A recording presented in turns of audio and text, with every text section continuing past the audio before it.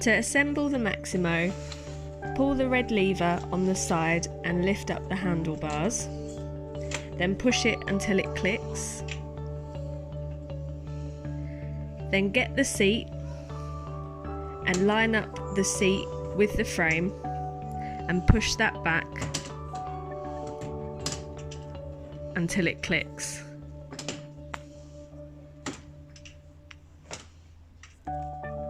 Lift the seat up.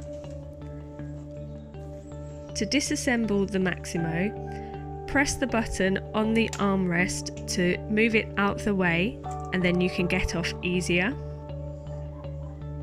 Move the red lever a quarter turn, and this allows you to fold the seat and take it off of the scooter.